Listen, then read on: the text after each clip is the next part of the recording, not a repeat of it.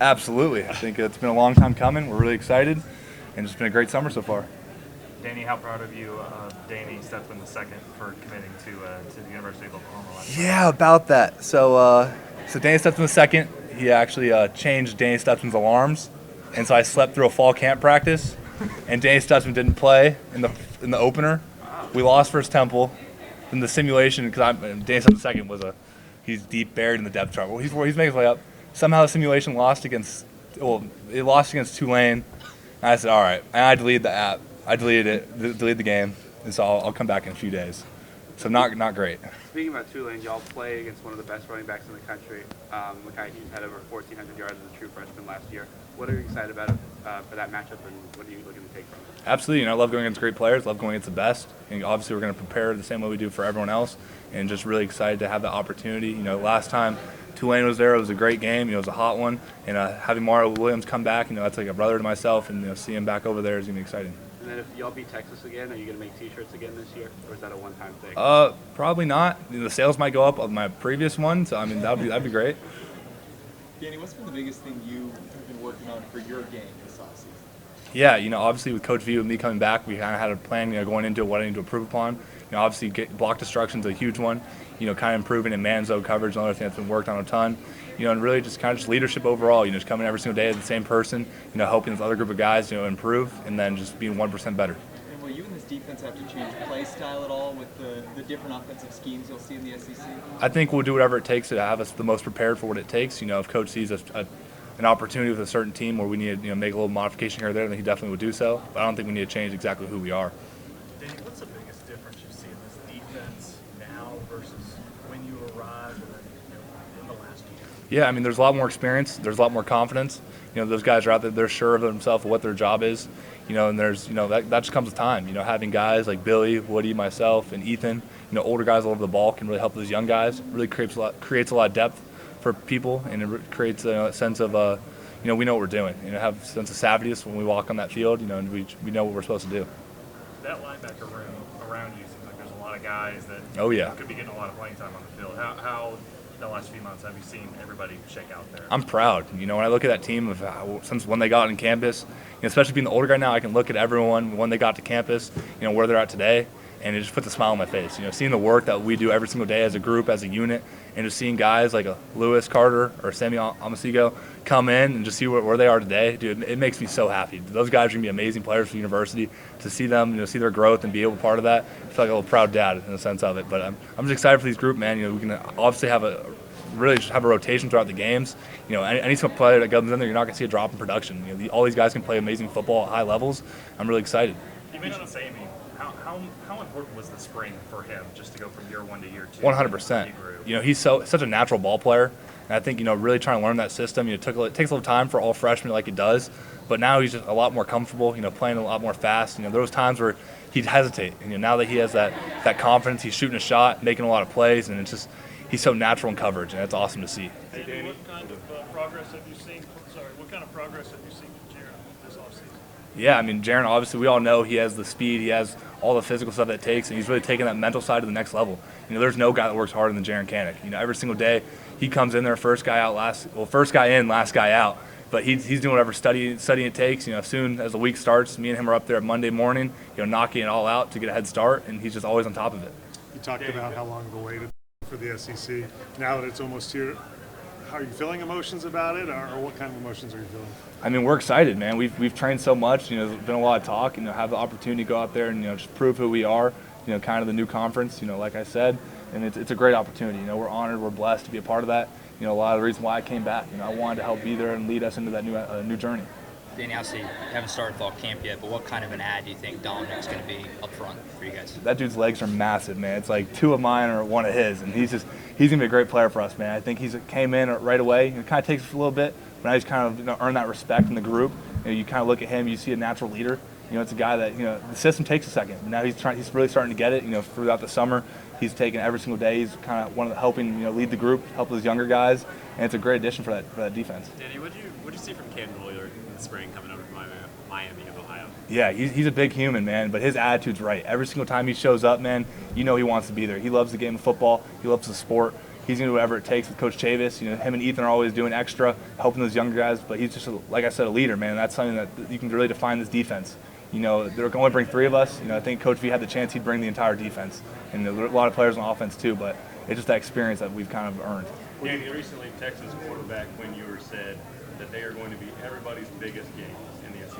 Mm-hmm. Do you agree with that, including yourself? I mean, maybe to a kind of a little bit, but you know, kind of every year I don't. There's not many nights I don't think about that game. You know, it's just kind of how it is. You know, playing for Oklahoma. You know, they have a great roster over there, a great team. You know, they did a lot of great things last year, and so I think kind of both our teams going in the SEC, it's a big deal. And I think he's not wrong by saying that. I think for Oklahoma, every single year, for both teams, that's what you look forward to. Danny, kind of bouncing off of that, moving from the Big 12 to the SEC, what's something that you and the defense are looking forward to the most anticipating going into the SEC? I mean, just looking for the challenge. You know, definitely in the SEC, it's one of the trenches. You know, having to get the front 7 right is what it takes. You know, you want to be the best, you got to beat the best. And I think having that every single week, having that intense challenge of who our opponent is and learning what we need to do, see how we can be the most prepared every single week is a great opportunity. So when the playoffs come, we're prepared. We've had a whole season of this. Nothing's new to us. What do you think, Chincha? Do you think Warren down should be a penalty? No comment on that. I mean, it kind of just depends, how it's used. Obviously if you're in someone's face, you're going to throw a flag. But, if it's off the side celebrating with just your teammates, then, I mean, I don't think it should be a problem. What do you think Gentry Williams brings to the table, and how has he kind of matured and improved as he's going into upperclassmen? Have you seen how fast that kid is? He brings speed, man. He's a great coverage corner. He can do man or zone, and now he's kind of stepping into that leadership role. Like I said, we got a lot of new corners coming in, and so having him and Woody, help a guy like Dez, who just got into that program, got into the system, really help them learn is just a veteran thing that you need from Gentry. Speaking of that system, year 3 under Brett Venables, just kind of talk about what we can expect from the Sooners defense this year. Yeah, I mean, we're a lot more confident. There are a lot of guys know what they're doing. They have full faith that every single person in front of them is going to do their job. At the end of the day, you got to do your 111th. And I think, sometimes we would do that very well, but there was a sense of inconsistency. And I think now we just need to eliminate those explosive plays. Obviously you got to win 3rd and 4th down. When we get to the red zone, we have to, hunker down, you can't let them in. Danny, how have you accepted that leadership role this year, heading into the SEC? Yeah, I mean, accepting that leadership role started 2 years ago when I started seeing, earning that starting role.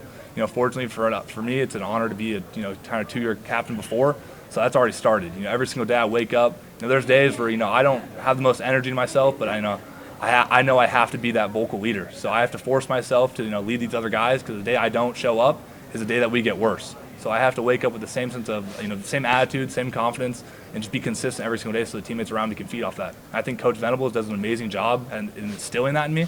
You see the same guy every single day. Danny, there's a lot of early reports that say Michael Hawkins looks great in practice. What are some of the things that he offers that maybe Jackson Arnold doesn't?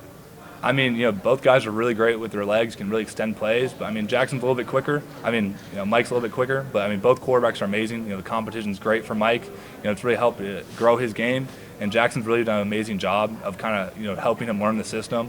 It's hard for a young quarterback, especially against our defense, to make those types of reads and see what he's seen. So Jackson's done an amazing job being a veteran, helping him, kind of how DG was helping Jackson, and kind of do the same thing for Mike. Which one do you think is more difficult for you to go up to in practice just based on your skill set? I mean, it's hard to answer that. Both offer so many amazing, amazing qualities. Jackson can make any single throw on the field, but Mike, he'll outrun you if you're not careful. You don't take the right angle. So it's hard to answer that question. Danny, the Oklahoma brand big already. Is the SEC going to elevate that at all? And do you feel how long is it going to take for you guys to be known as like an SEC program? I think we're already known as the SEC program. It's on the jerseys, man. And I think that really helps our brand. I think when you look at the Jordan SEC, the OU logo, it's amazing, man. It all comes together.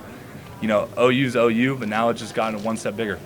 Danny, you referred to Jackson as a veteran, which I guess relative he is. But one career start, what makes you think, what leads you to be examples that he's ready to be programmed?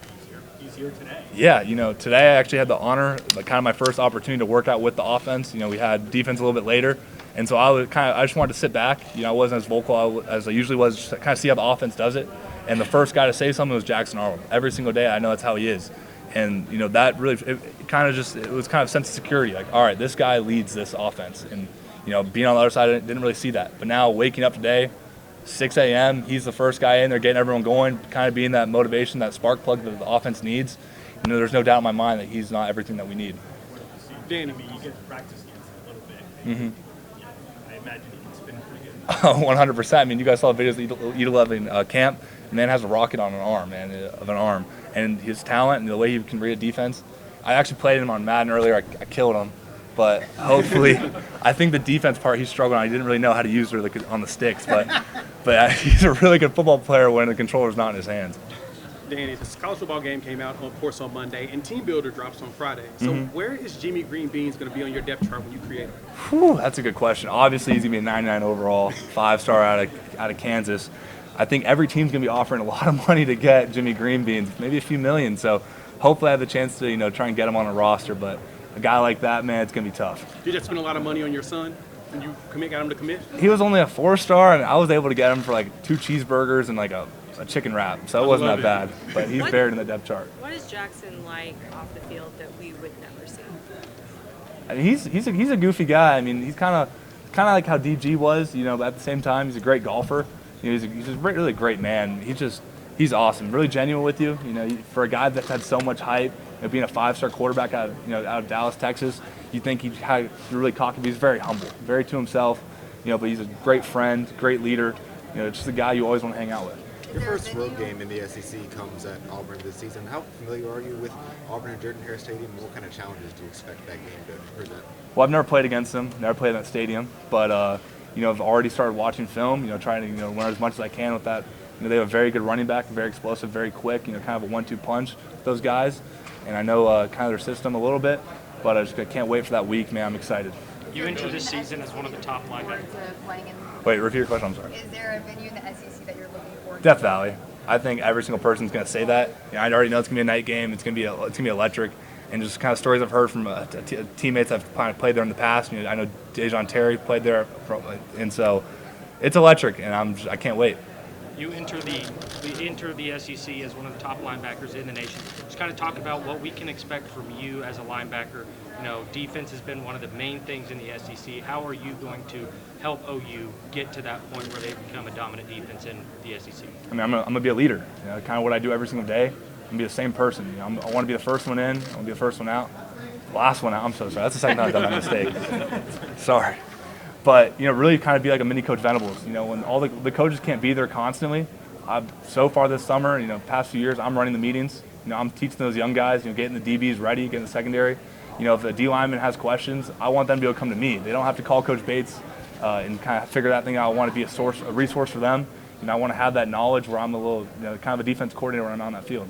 You kind of said it, but how much have you heard about Tiger Stadium and LSU and going down there to play a Yeah, I've heard it quite a bit today. Obviously it's a great venue, it's a great atmosphere, and you love hostility. As a football player, at a away game like that, you live for it. Which running back is not fun to tackle? What'd you say? Which running back is not fun to tackle?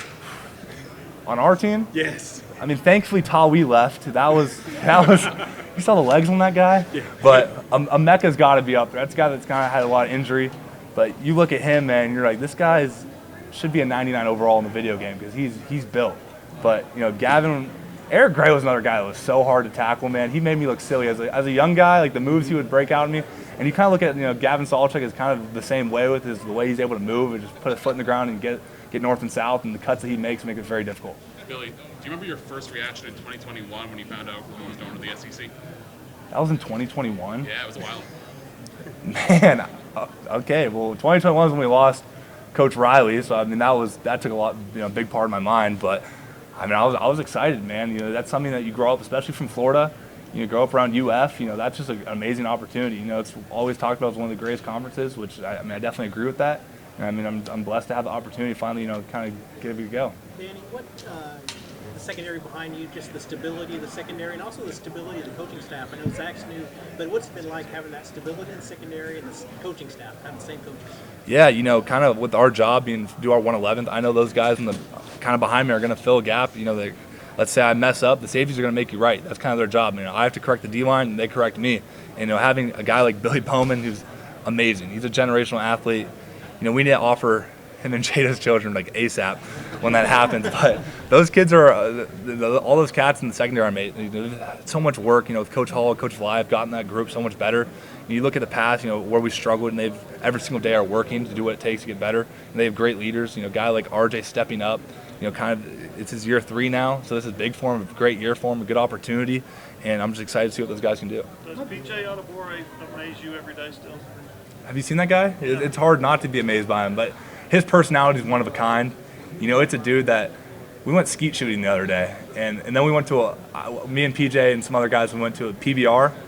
That guy's horrified of guns and bull. It was funny to see him in that sense, because when he steps on the field, he's an absolute monster and he's a terror. But to see him outside of football, kids, all right, this guy's human. He gets scared around a big bull, but he's a generational athlete. He's a freak in nature.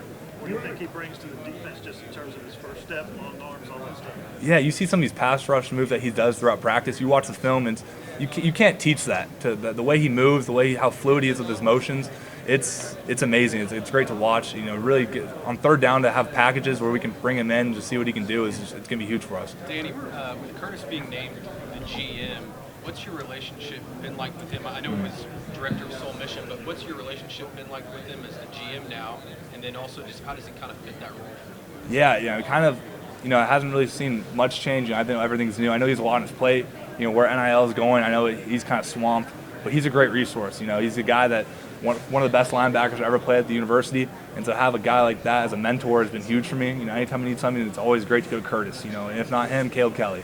And then there's so many linebackers that are in that system right now where it's an amazing resource. You were recruited by Mike Elko in Texas A&M, right? You were recruited by Mike Elko in Texas when you were in the Texas A&M the first time, right? Maybe? I'm not too sure. Okay.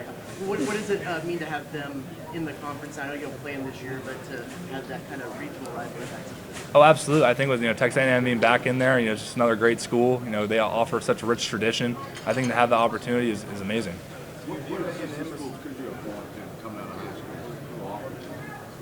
Not many SEC. Texas A&M was a big one. UF, they didn't want to offer me. Not many SEC schools now I can think of. All I needed was one, and it's OU, and it's been a great ride, great journey. I'm blessed for that. How influential was Brent in your decision to come back to OU this year? He was a huge piece. Coach Venables is such a genuine guy. He's always going to shoot straight with you. He really told me, look, Oklahoma's going to win with or without you. And I fully believe that. The program has been amazing before I got here. It's going to be amazing when I leave. But that's just a guy that, he's always going to tell you the truth. You can really trust him. You can trust what he says. He's a great leader. At the end of the day, the NFL is always going to be there. But having my senior year with such a great university, it's given me so much, more than I could ever, thank. And it's a real love from that guy. Obviously, there's times where he gets on me, and you have to know where it comes from. It's very genuine from him. He doesn't do it because he's selfish. He does it because he's selfless, and it's amazing. You want to soak up as many moments as you can, because he's turned me into a great man, a better person, and a really good football player. It's worth following that.